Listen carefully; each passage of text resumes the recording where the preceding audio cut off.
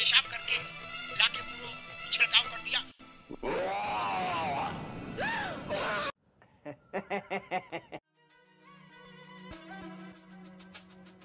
जमीन बांटते फिरते हो आसमान बांटो तो जाने, इंसान की अलग बड़े परिंदे छाटो तो माने। और जब आदम पैदा हुआ था क्या था, हिंदू या मुसलमान? मुलायम सिंह के समय में कानून बना था, तब वो भी परिंदे बांट रहे थे, आसमान बांट रहे थे मुलायम सिंह भी। और मनमोहन सिंह ने भी आसमान बांटा, परिंदे बांटे, छत बांटे और क्या क्या खून बांटा। गुप्ता नाम की महिला थी, पूजा गुप्ता ऐसी कुछ नाम था उनका, उनके सिर पे थूक के उसने बाल काटे थे। गजब बात है, ये अजब का स्टेशन है, बोले थूकेंगे। अरे अपने घर में थूको यार, बाहर कैसे थूकोगे? दलित और पिछड़ी जाति से तरह नफरत फैला के लोग रखे हैं कि अगर वो बेचारा लिख देगा कि फलाना राम फलाना यादव, तो लोग कहेंगे नहीं तो अछूत है। उन्होंने 47 मिनट बहस मुसलमान पे की, 47 मिनट उनको लगा मामला थोड़ा ढीला पड़ रहा है, तो बोले हम तो दलित की चिंता में आए, हमें क्या लेना देना मुसलमान। यो कर लो बात, तो कोई थूक रहा है छब्बी पर, कोई कुछ कर रहा है, एक तो वो तौलने वाला जो होता है पात्र, उसी में पेशाब करके लाके पूरा छिड़काव कर दिया।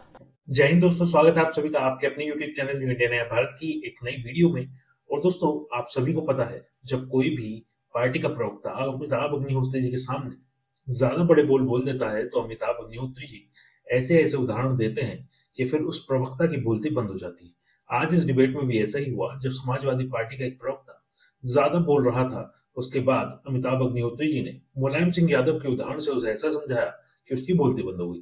तो दोस्तों, इस डिबेट को अंत तक देखिएगा, आपको बड़ा मजा आएगा। और अगर आपको वीडियो अच्छी लगी तो वीडियो को लाइक करके चैनल को सब्सक्राइब जरूर कीजिएगा। Thank you. मुलायम सिंह जी की सरकार थी जब ये कानून नियम बना, ठीक, आपने देखा ही होगा बहस में आने से पहले, ठीक। मनमोहन सिंह जी की सरकार 2011 में इस पर केंद्र ने एक कानून बनाया। ढाबा हो, फैक्ट्री हो, वाहन हो, प्राइवेट कॉमर्शियल वाहन हो, उन सब पर नाम पता ओनर का ऑक्यूपेंट जो ऑक्यूपाई किए उस वक्त, अगर ओनर नहीं है, फैक्ट्री एक्ट में ये व्यवस्था है, मालिक और अभी कब्जेदार कौन, नाम पता टेलीफोन सब। फिर ये संविधान विरोधी, देश विरोधी, समाज विरोधी, मुस्लिम विरोधी कैसे हो गया? जमीन बांटते फिरते हो आसमान बांटो तो जाने, जमीन बांटते फिरते हो आसमान बांटो तो जाने, इंसान किए अलग बड़े परिंदे छाटो तो माने। और जब आदम पैदा हुआ था क्या था, हिंदू या मुसलमान? अच्छा, मजहब बताओ तो माने। और जब खून की जरूरत पड़ती है पूछते हो किस मजहब का है, दूसरे मजहब का खून डॉक्टर को लौटाओ तो जाने। अरे चांद से सीखो जो ईद का भी है और करवा चौथ का भी है। काटते हो नस्लें और फसलें, इस बैर को काटो तो माने। जी, मैं आपसे एक चीज बता दूं अमिताभ जी, जो नियम आपने बनाया ये नियम है, लेकिन आपने ये नहीं सोचा कि ये किस परिप्रेक्ष्य में लागू किया गया। मैं मेरे परिवार से कावड़ यात्रा अब से नहीं सालों से ला रहे हैं। मैं मुजफ्फरनगर लोकसभा और सरदना विधानसभा का बासिंदा हूं। हमारे शिविर भी लगते हैं। नहीं, विजय राठी, इसमें रोक कहां है भाई? इसमें नाम ही तो लिखना है, किसी को धंधा करने से रोका है क्या? इतने सालों से कावड़ यात्रा चल रही है, क्या आज तक ऐसा जरूरत पड़ी या विवाद हुआ? नहीं हुआ कभी। लेकिन क्योंकि समाजवादी पार्टी लोकसभा में उत्तर प्रदेश की सबसे बड़ी पार्टी बनी, क्योंकि मुजफ्फरनगर से दंगाइयों को समाजवादी पार्टी के आदरणीय हरेंद्र मलिक ने हरा दिया, विधायक हार चुके, वहां से इनकी जमीन खिसक गई, योगी जी की कुर्सी का खतरा है। अब इनके सामने धर्म में बांटने से अलग कोई चारा नहीं है, इसलिए इन्होंने कार्ड खेला है। बात नाम लिखने की नहीं है, आप टाइमिंग देखिए। नहीं विजय राठी, ठीक, एक मिनट विजय भाई, एक सप्लीमेंट है, ठीक, एक सप्लीमेंट, एक मिनट रुको, एक सप्लीमेंट्री है।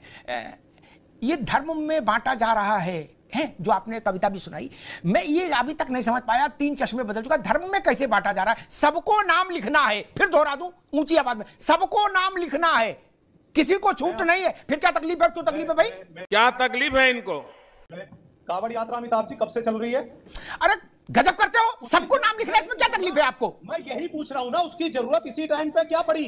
उसका सीधा सीधा आप भी समझते हैं कि हम लोगों को, हिंदू मेजोरिटी को ये शो करना है कि ये फलाना मुस्लिम है, नैरेटिव चलाना, इससे सामान नहीं खरीदना, ये चलाना है। क्योंकि उत्तर प्रदेश में विजय राठी, अब रुकना होगा, ऐसा ठीक है विजय राठी, आगे बात ऐसा आगे तर्क की कसौटी पर, ठीक है विजय भाई आगे बात, मैं प्रशांत पटेल के पास जा रहा हूं। तर्क की कसौटी पर बात कमजोर है। अगर यह निर्देश जारी हुआ होता कि मुसलमान अपने ढाबे पे नाम लिखेंगे, मैं पहला आदमी होता जो विरोध में खड़ा होता। ये अनावश्यक विवाद में मेरी रुचि नहीं रहती, मैं उसके खिलाफ खड़ा होता हूं। यह निर्देश होता कि सारे मुसलमान अपना नाम पता लिखेंगे, बाकी कोई नहीं लिखेगा, मैं खिलाफ खड़ा होता। इसका समाजवादी पार्टी की लोकसभा सीटों से क्या लेना देना? नहीं विजय राठी, अभी नहीं, दोबारा में आएंगे, अभी आप सुन लो, ठीक। मुलायम सिंह के समय में कानून बना था, तब वो भी परिंदे बांट रहे थे, आसमान बांट रहे थे, मुलायम सिंह भी। और मनमोहन सिंह ने भी आसमान बांटा, परिंदे बांटे, छत बांटे और क्या क्या खून बांटा। समझ गया मैं। किसी बात करते हो भाई? टैक्सी और प्राइवेट बस पर भी ये नियम है कि लिखना होगा कौन है ओनर, उसका पता क्या है, उसका फोन क्या है। वो भी धर्म को बांट रहे हैं, आसमान को बांट रहे हैं। अजब तमाशा है मुल्क में। ये बोलो ना कानून बदल दिया जाए। जावेद हबीब ने का वीडियो जब वायरल हुआ था, एक गुप्ता नाम की महिला थी, पूजा गुप्ता या ऐसी कुछ नाम था उनका, उनके सिर पे थूक के उसने बाल काटे थे। वीडियो वायरल हुआ, जावेद हबीब जैसे प्रसिद्ध व्यक्ति को फिर माफी मांगनी पड़ी थी कैमरे के सामने आकर। ऐसी हरकतें क्यों करो? ये थूका ताकी का क्या खेल है? क्यों नहीं बंद करते हो? ऐसे चलेगा? गजब बात है। ये अजब टशन है, बोले थूकेंगे। अरे अपने घर में थूको यार, बाहर क्यों से थूकोगे? अमिताभ जी, जो थूकने वूकने वाला जो वीडियो आप बता रहे हैं ना, ये सब IT cell, BJP IT cell का प्रोपेगेंडा है।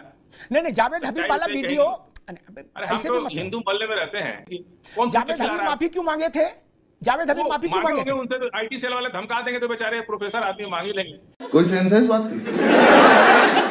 ये गजब करते हो। अरे रुक जाओ भैया, कल बंद करा देंगे जेल में।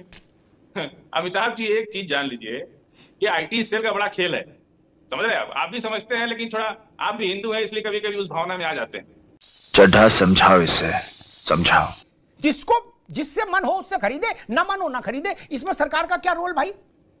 मैं आम जिससे चाहूं उससे खरीदूं, सरकार का क्या रोल?